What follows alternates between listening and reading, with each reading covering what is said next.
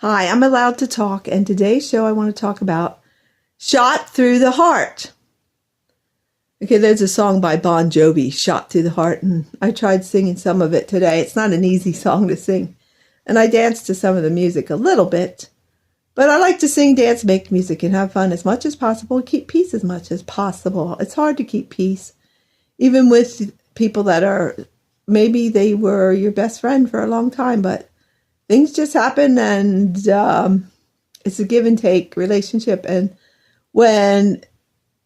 this is not my case because my family did help me a lot through stuff, but a lot of times I was blamed for things that was not my fault, and I didn't do something that terrible, but yet I was the scapegoat who was the terrible. And just like even high school friends, when the one is always giving, doing, you become a human doer, and you get a little frustrated, and then you don't do one thing for that friend and they have a ballistic fit. That's when it's time to find new friends. And that's okay. That's how life is. But today I want to talk about Shot Through the Heart, because that's how I feel about not being left in the backyard by myself after what I discovered. That hurts, and things hurt, and forgiveness is what you do with family, and you can talk about it or don't talk about it, sweep it under the rug, and then you still love them, and you conform and do what they expect because you want to be loved by them, even though you weren't nurtured properly or validated most of the time. You were considered the baby who got everything she wanted and was spoiled rotten. Well, show me this. Tell me if they would. But I estranged myself, and I sort of disowned. And for my own health, I will not be around them, because it's always me that's the wrong, the bad, the crazy, all those terms that I'm the one who does stuff to myself. We want you to be happy. We are so sorry if that's how you feel or believe. Okay, here's where the Shot Through the Heart comes into my show today. So we're all sitting on the front porch, and I said this before in a video or show, and nothing gets through to people. They're still going to be stubborn, and they're never wrong. Just like with people estranging parents now because of the way they were raised without nurturing and told how bad they are, and they're not going to get away with anything, and I'm the authority and you're the nothing, and you will do what I say. And I heard this as a kid too. Do as I say, not as I do. And that's one of a plethora of things that were told to me. But here's the thing that's keeping me away from my sisters, and this won't change, I know for a fact. If it does, it has to be Jesus himself that comes down into their bedrooms and says, you will confess that you have said these things like, we're sorry you feel that way. We're sorry if that happened to you. You're just a spoiled brat baby, and you're just jealous of everybody. And that's my sister's voices that I'm trying to use there. So what I still have against them, and I will not reconcile, is that they believed that my sister-in-law, Kathy, was so innocent, and I just picked her to pick on and say she was having an affair with my husband. No, she did actions. So here's the thing. But she doesn't do anything to them. She's so nice to us. She's so charming and sweet. We don't believe she could have done those things.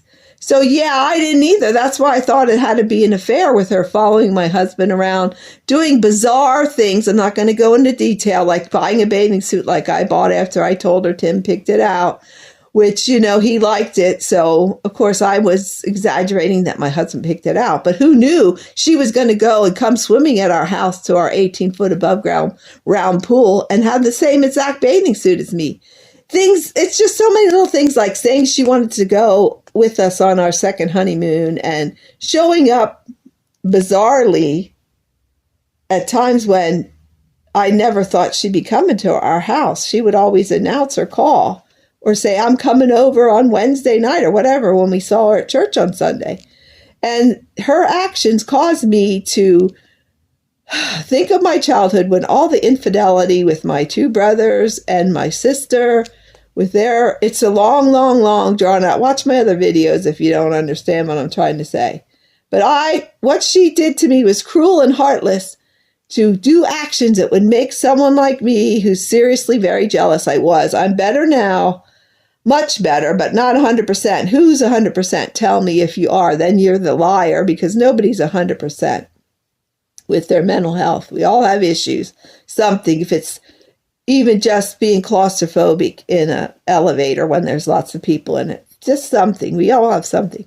Well, I had serious and jealousy and the green monster, which is jealousy, and I thought everybody cheated. I still wonder who's cheating.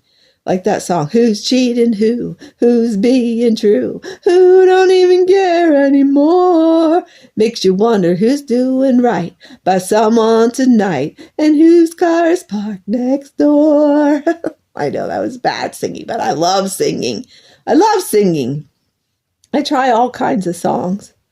Anyway, back to shot through the heart, and who's to blame? You give love a bad name. Bon Jovi. You're on the porch, and your loved one, your very own sisters, all 7 of you are still alive. Kate, Ann, Thelma, Nancy, Peg, Jean, and Barb, all on the front porch, all 7 of you on chairs enjoying the breeze.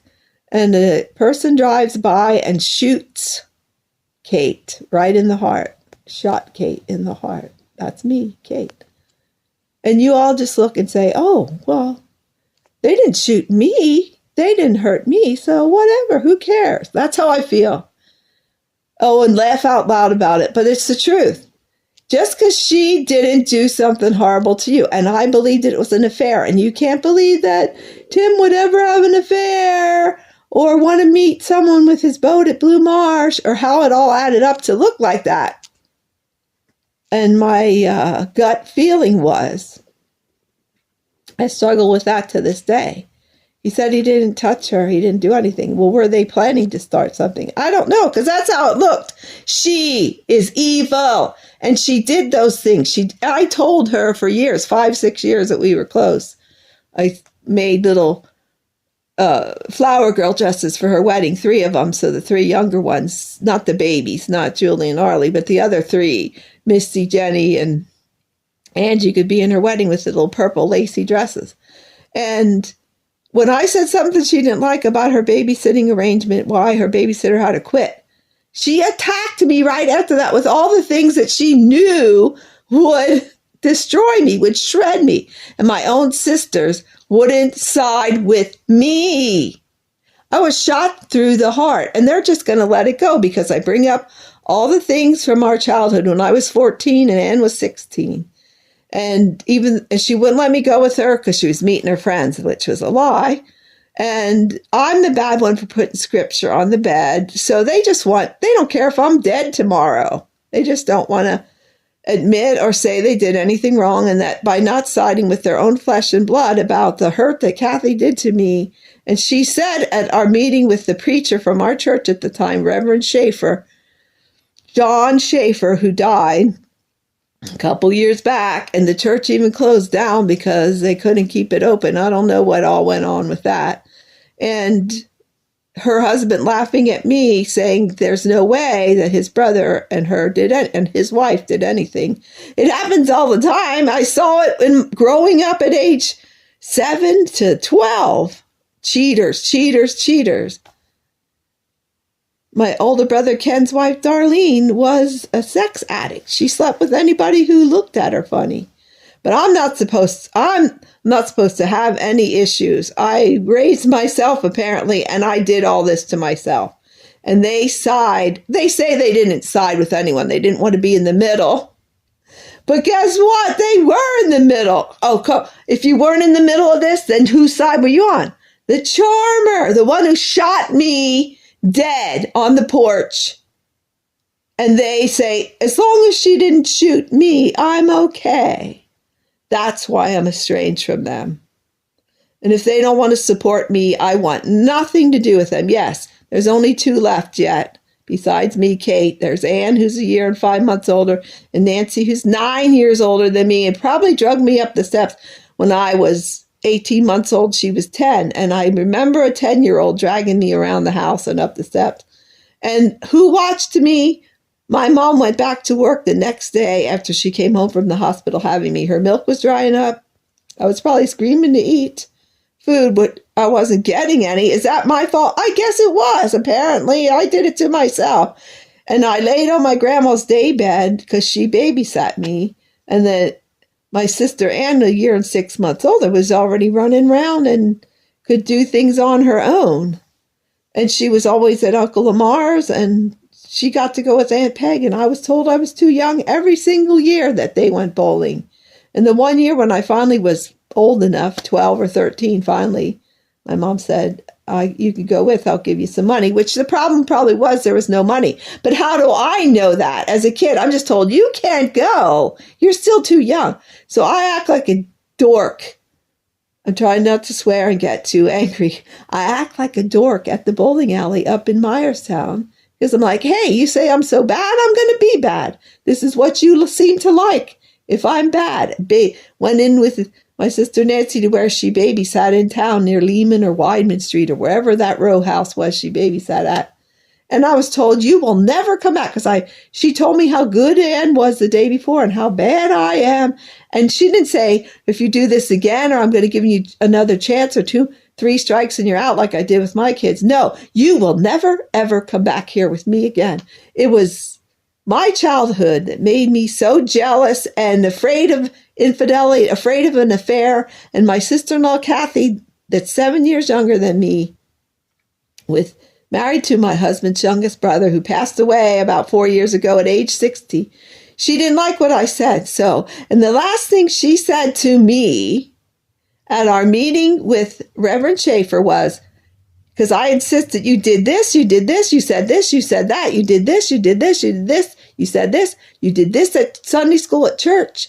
I was up doing the collection and counting the money and taking attendance for Sunday school, and you came in and there was plenty of seats and you plopped down right beside my husband. That's one of many things when you knew how jealous I was that you did to me, Kathy. And if your son's watching, the big whatever, I won't say what he is, but good for him. He could think. And having that cop sit right in front of me, to the right of me at the funeral, because you probably thought I was going to attack you. Or at least you said that. That's such a joke that she is the evil. She is the one who'll do anything. I don't want to be around her ever again. But if I have to somehow, it'll be no contact and gray rock. Don't talk to that woman. If she says anything, it's yes and no answers. Do not go to the bathroom alone, because you just don't know what they'll say you did or do or say to you alone. That's how evil she is. But she's charming to the others on the porch, the other 6 who weren't shot through the heart. So my own very flesh and blood will not side with me, comfort me. It's, oh, we're sorry. We're sorry if that happened. So shot through the heart. Who's to blame? You sisters of mine give love a bad name. You don't love me. You love yourself. Lovers of self. And I'm going to take care of myself now. I'm never coming to the farm again. Never. Because I'm shot through the heart. I'm dead to you. Because that's how I feel about the being shredded by Kathy when I said something about her marriage that she didn't like. And her last statement to me, other than trying to hoover me, suck me back into her life. And I came to Ann and John's 50th for my husband to see his family. And I was treated like crap. And they'll say, we didn't.